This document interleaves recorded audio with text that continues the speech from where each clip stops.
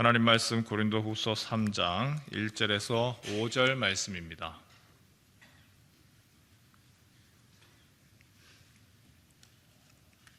고린도후서 3장 1절에서 5절입니다.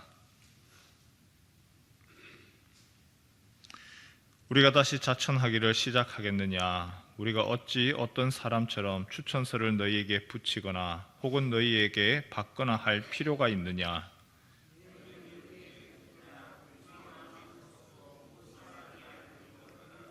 너희는 우리로 말미암아 나타난 그리스도의 편지니 이는 먹으로 쓴 것이 아니요 오직 살아계신 하나님의 영으로 쓴 것이며 또 돌판에 쓴 것이 아니요 오직 육의 마음판에 쓴 것이라.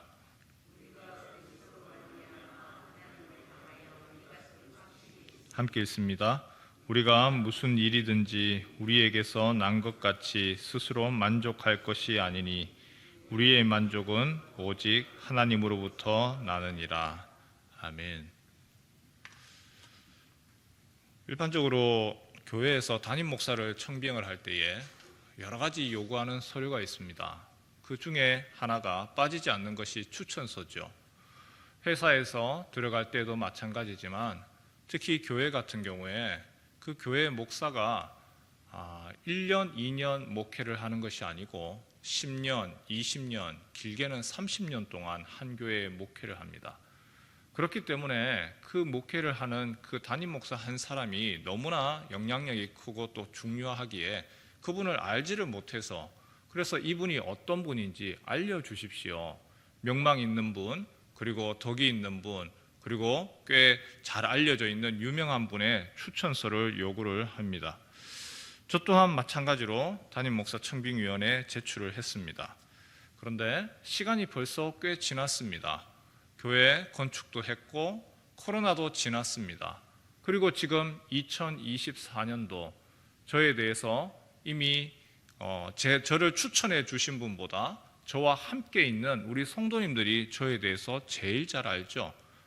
저 목사님은 뭘 좋아하는지, 저분의 스타일, 설교 스타일은 어떤지, 또 성격은 어떤지, 어떤 분은 이제는 제 얼굴만 봐도 기분이 어떤지 안답니다.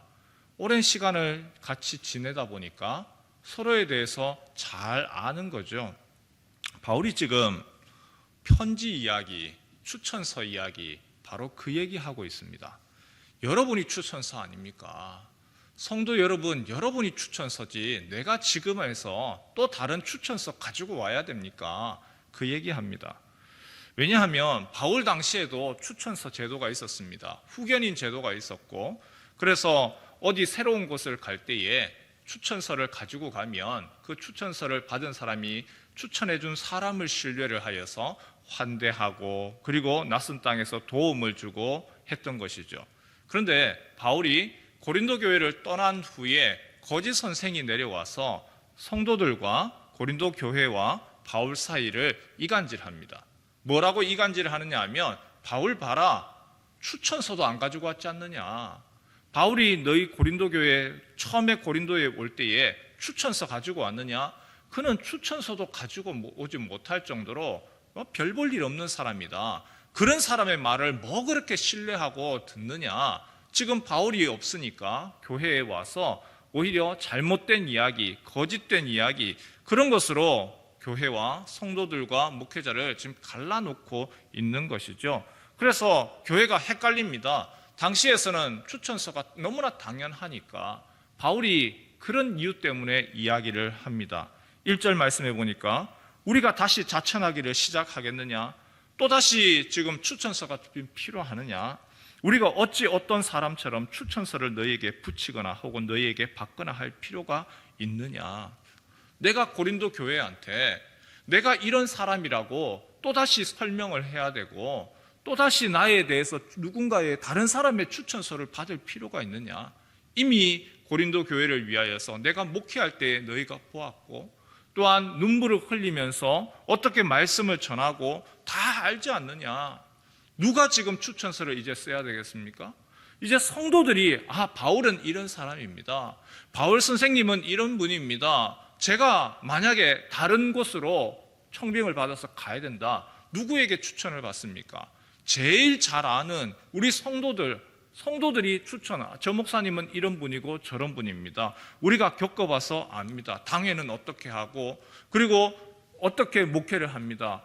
누구에게 추천을 받느냐? 목회자가 있어서 이제는 벌써 세월이 지나면서 우리 성도들이 저를 추천을 해주고 우리 목회자, 우리 목사님 이렇습니다 라고 해줘야 되는 것이죠.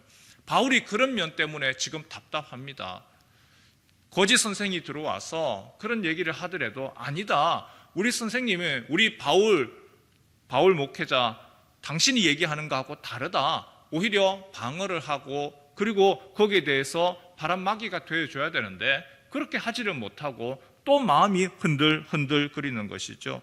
2절 말씀해 보니까 그렇게 하죠. 너희는 우리의 편지라 우리 마음에 썼고 뭇 사람이 알고 읽는 바라. 너희는 우리로 말미암아 나타난 그리스도의 편지니 이는 먹으로 쓴 것이 아니요 오직 살아계신 하나님의 영으로 쓴 것이며 또 돌판에 쓴 것이 아니요 오직 육의 마음판에 쓴 것이라. 계속해서 편지라고 하는 말이 나오죠. 추천서를 지금 이야기를 하는 겁니다. 나에게 있어서 다른 어떤 추천서, 나에게 있어서 다른 어떤 유명한 사람보다 제일 확실한 추천서가 무엇이냐? 바로 여러분들이 아닙니까? 여러분들이 나에 대해서 가장 잘 알고 내가 어떻게 목회를 했는지, 눈물을 흘렸는지, 간구했는지 제일 잘 알지 않습니까? 그렇기 때문에 여러분은 흐려지는 먹으로 쓴 것이 아니고 그리고 하나님의 영으로 쓴 추천서요, 살아있는 추천서입니다. 데살로니가전서 2장 19절에도 바울이 같은 취지에서 데살로니가 교인들을 향해 이렇게 이야기합니다. 우리의 소망이나 기쁨이나 자랑의 면류관이 무엇이냐? 그가 강림하실 때 우리 주 예수 앞에 너희가 아니냐? 너희는 우리의 영광이요 기쁨이니라. 바울이 지금 이야기하는 거, 누가 성도들이 목회자에게 있어서 가장 큰 기쁨이고 그것이 가장 즐거움이죠. 쉽게 말할까요? 이 자리에 계신 우리 성도님들, 어른들, 또한 자녀를 키우시는 분들 가장 큰 기쁨과 즐거움이 뭡니까? 자녀로 인한 즐거움 아닌가요? 자녀로 인하여서 기뻐하고 그 아이로 인하여서 즐거워하는 게 그게 부모 아닙니까? 지금 고3 수험생들 아주 고생합니다. 이제 일주일 남았죠. 그 고생할 때 고3 학생들만 고생합니까? 부모도 함께 고생하는 거죠. 그 아이가 목표하던 학교에 진학을 하게 됩니다. 그러면 그 아이만 좋습니까?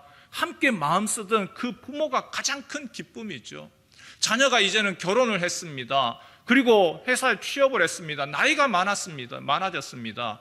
그렇지만 부모에게는 여전히 자녀죠. 그 자녀가 이번에 승진했습니다. 어떻게 잘 되었습니다. 그게 가장 큰 기쁨이고 즐거운 것이 부모의 마음이죠. 바울 또한 그 이야기를 하는 것이죠. 자녀가 부모에게 소망이고 기쁨이고 자랑의 면류관이듯이 목회자에게 있어서 제일 큰 기쁨과 자랑, 즐거움이 무엇이냐? 성도들이죠. 성도들이 목회자에게 있어서 기쁨이고 영광입니다.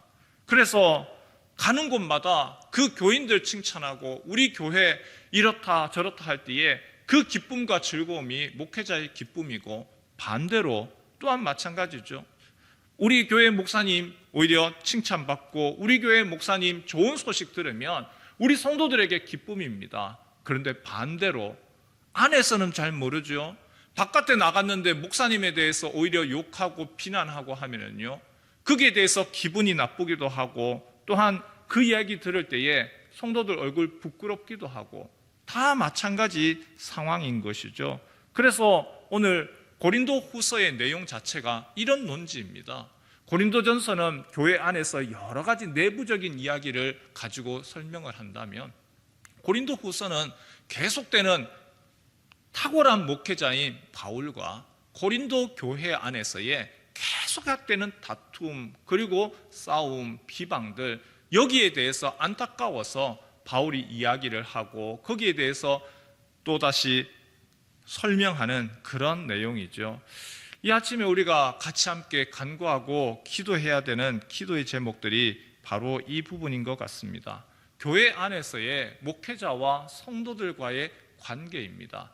목회자와 성도들과의 관계, 교회는 목회자에게 추천서고 자랑이고 면류관이고 영광이고, 동시에 목사는 교회의 자랑이고 기쁨입니다. 교회가 성도들이 우리 교회 우리 목사님 인정을 하고 그리고 거기에 대해서 존경하고 할 때에 힘이 나는 것이지, 자기 교인들에게 자기 성도들에게 인정도 받지 못하고 자기 성도들에게 오히려 비난받는데 무슨 목회를 할 수 있으며 다른 아무것도 못하는 것이죠. 목회라고 하는 것이 다른 것이 아닌 것 같아요. 가정의 원리하고 똑같은 것 같아요. 제가 이 교회에 부임하여서 위임식 받을 때에 저에게 어떤 분이 편지를 썼습니다. 그 편지 내용이 딱 이렇게 돼 있어요. 교회와 결혼하게 되심을 축하드립니다. 교회와 결혼을 했다.